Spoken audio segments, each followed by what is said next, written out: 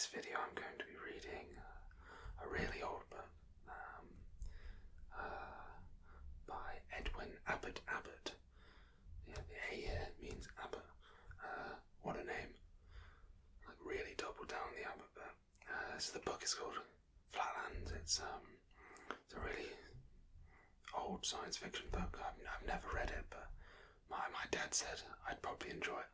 So I thought I'd, as I don't actually do much reading, I thought I'd use ASMR as a reason to do, a little bit more reading. So yeah, I hope you enjoy the video. Let's get started. So it's a little bit about the author. Edwin Abbot Abbott, who lived from 1838 to 1926, was educated at the City of London School and at St John's College in Cambridge, where he was senior classics fellow and a college fellow. After ordination and marriage, he was appointed, when only 26, to head his old school, which he served from 1865 to 1889, becoming one of the most celebrated headmasters of his age. A teacher genius, he inspired a procession of able pupils who were able to make their mark in a wide range of subjects and professions. The most notable was probably H. Asquith, who became Prime Minister in 1908. Okay, fair play. Under Abbott, the school pioneered the teaching of subjects such as comparative philosophy, chemistry, and English literature. Besides teaching, Abbott's vocation lay in writing, which he retired at 50 in order to pursue publishing works on Shakespeare and Bacon, as well as a number of both scholarly and speculative books representing liberal views in matters of religion and belief, which were well in advance of the great majority of his contemporaries. Just gonna have a little drink.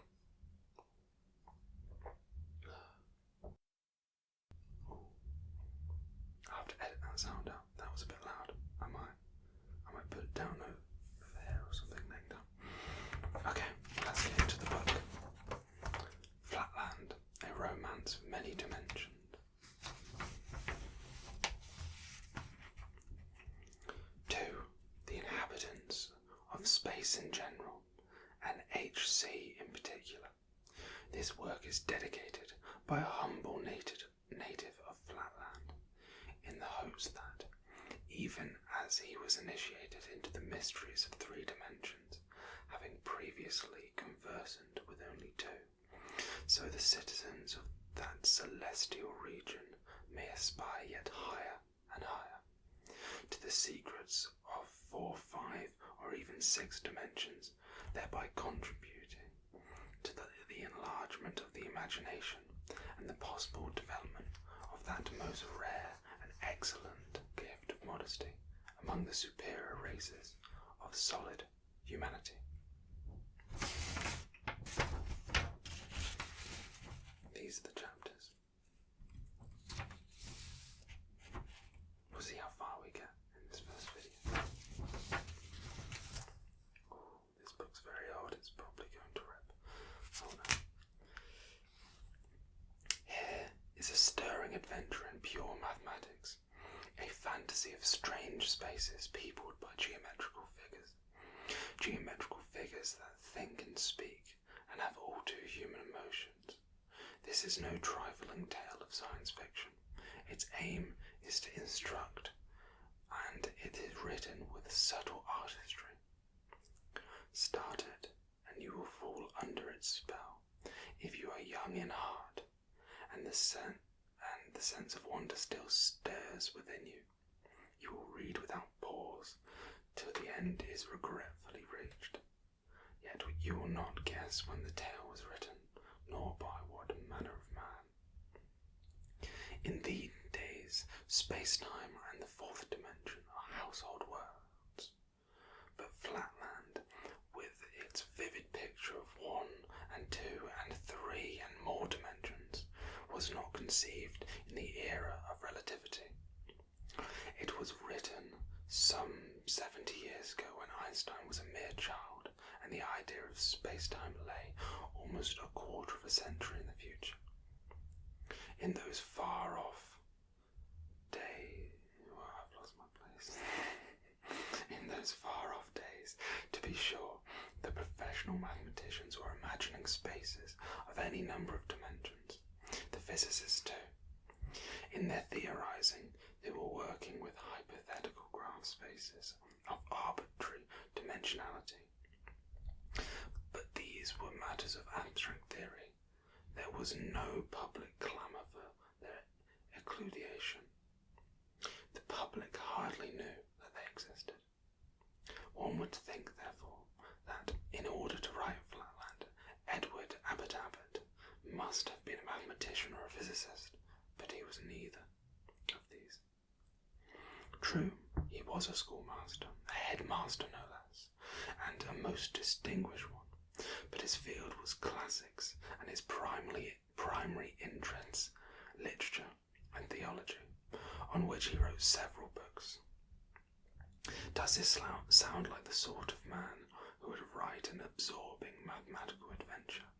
Perhaps Abbott himself thought it did not, for he published Flatland pseudo-anonymously, as if afraid it might besmirch the dignity of his more formal writings, of which he betrayed no reluctance to acknowledge his authorship.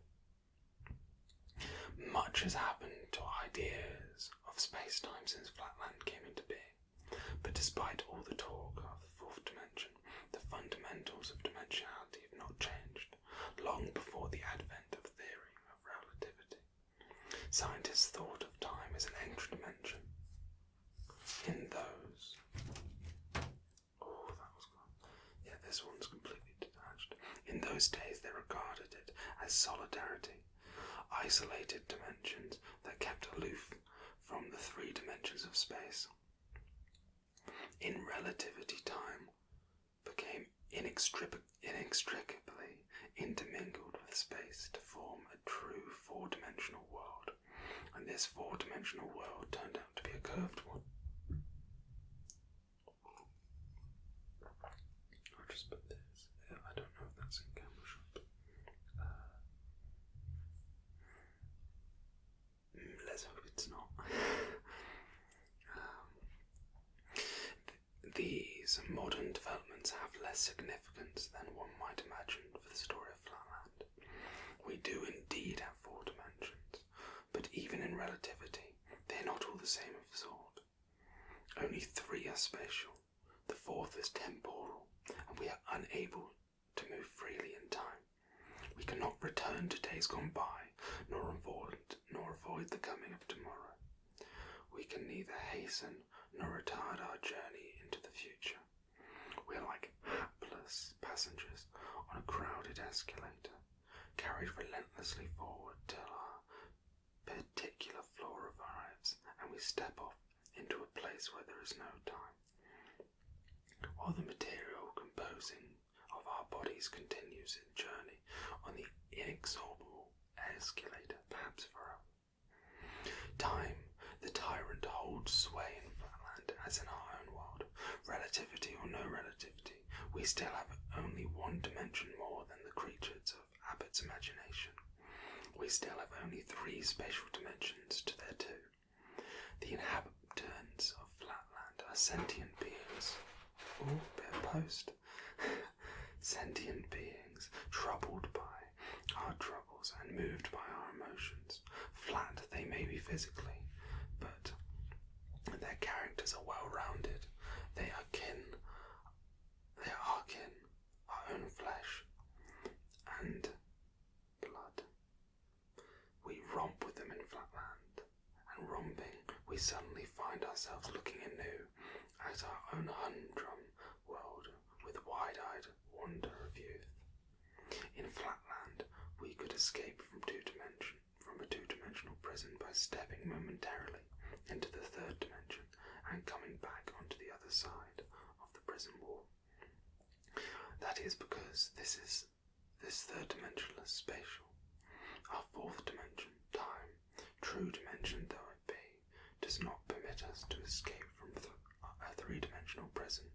It does not enable us to get out, for if we wait patiently for time to pass, our sentence will be served, and we shall be set free.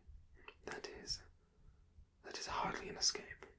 However, to escape, we must travel through time to some moment where the prison is wide open, or in ruins, or not yet built, and then, having stepped outside, we must reverse that direction of our time travel to return to the present. Neither we nor the inhabitants of Flatland can travel thus through time. Though the crowded years go by, this nigh on 70-year-old tale shows no sign of age. It remains as spry as ever, a timeless classic of all perennial fascination that seems to be written for today. Like all great art, it defies the tyrant of time. That's interesting, saying it was written 70 years ago. That means this person wrote this around 1954.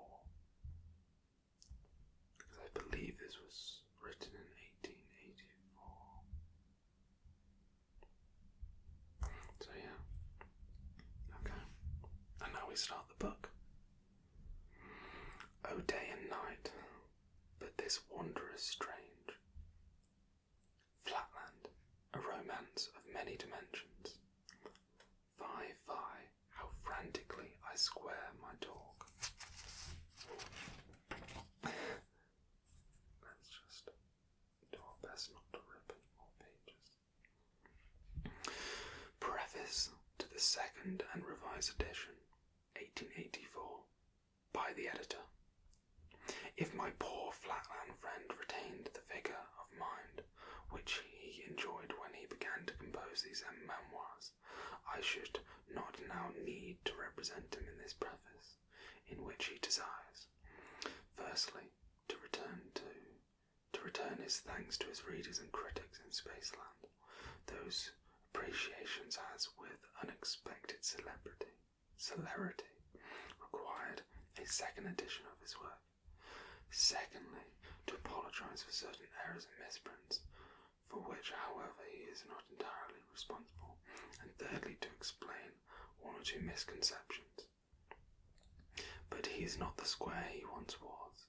Years of imprisonment and the still heavier burden of general incredulity and mockery have combined with the natural decay of old age to erase from his mind many of the thoughts and notions, and much also the terminology which he acquired during his short stay in Spaceland. He has therefore requested to me to reply on his behalf to two special objections, one of an actual intellectual and one of a moral nature. The first objection is that a Flatlander, seeing a line, sees something that must be thick to the eye as well as long to the eye. Otherwise it would not be visible if it had not some thickness, and consequently he ought, it be argued, to acknowledge his countrymen are not only long and broad, but also, though doubtless in a very slight degree, thick or high.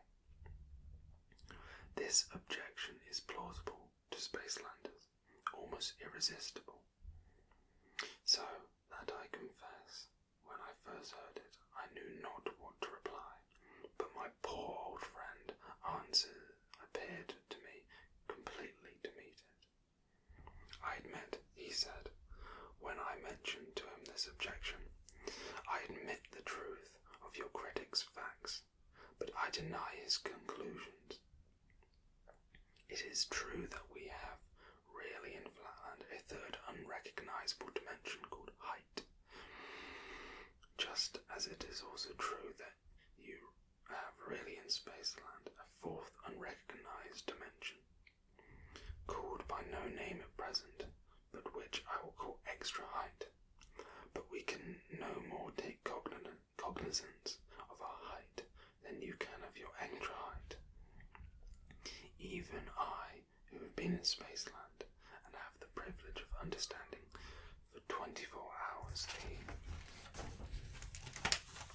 oh God. Let's pick it up like this. Hope it doesn't work. Meaning of height. I cannot now comprehend it nor realize it by the sense of sight or by any process of reason. I can but apprehend it by faith. The reason is obvious. Dimension implies direction, implies measurement, implies more and the less. Now all our lines are equally and infinitesimally thick or high, whichever you like.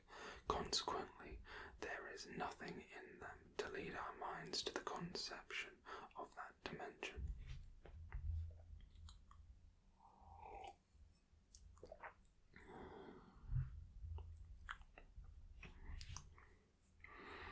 No delicate micrometer, as has been suggested by one too hasty Spaceland critic, would in the least avail us, for we should not know what to measure, nor in what direction. When we see a line, we see something that is long and bright. Brightness, as well as length, is necessary to the existence of a line. If the brightness vanishes, the line is extinguished. Hence all of my Flatland friends, when I talk to them about the unrecognizable dimension, which is somehow visible to a line, say, "Ah, you mean brightness?" And when I reply, "No, I mean a real dimension," they at once retort, "Then measure it, or tell us in what direction it extends." And this silences me, for I can do neither. Only yesterday, when the chief circle, in other words the high priest, came into the state prison and paid me his 7th annual visit, and when for the 7th time he put me the question, was I any better, I tried to prove to him that he was high, as well as long and broad, although he did not know it. But what was his reply? "You say I am high. Measure my highness, and I will believe you." I mean, what could I do? How could I meet his challenge? I was crushed, and he left the room triumphant. Does this still seem strange to you? Then put yourself in a similar position. Suppose a person of the fourth dimension, condescending to visit you, were to say, "Whenever you open your eyes, you see a plane, which is of 2 dimensions, and you infer a solid, which is of 3. But in reality you also see, though you do not recognize, a 4th dimension, which is not a colour nor brightness or anything of the kind, but a true dimension, although I cannot point out to you its direction, nor can you possibly measure it. What would you say to such a visitor? Would you not have him locked up? Well, that is my fate. And it is as natural for us Flatlanders to lock up a square for preaching the 3rd dimension as it is for you Spacelanders to lock up a cube for preaching the 4th. Alas, how strong a familiar likeness runs through the blind and persecuting humanity in all dimensions. Points, lines, squares, cubes, extra cubes, we are all liable to the same error, and alike the slaves of our respective dimensional prejudices, as one of your Spaceland poets has said. One touch of nature makes all worlds akin. On this point, the defence of the square seems to me to be impregnable. I wish I could say that his answer to the second, or moral, objection was equally clear and cogent. It has been objected that he is a woman-hater, and as this objection he is vehemently urged those whom nature's decree has constituted the somewhat larger half of the Spaceland race. I should like to remove it, so far as I can honestly do so, but the square is so unaccustomed to the use of moral terminology of Spaceland that I should be doing him an injustice if I was to literally transcribe his defence against the charge, therefore acting as his interpreter and summariser. I gather that in course of an imprisonment of 7 years he has himself modified his own personal views, both as to regard women and as to regard isosceles of the lower class. Personally, he now inclines to the opinion that of the sphere that the straight lines are in many important respects superior to the circles.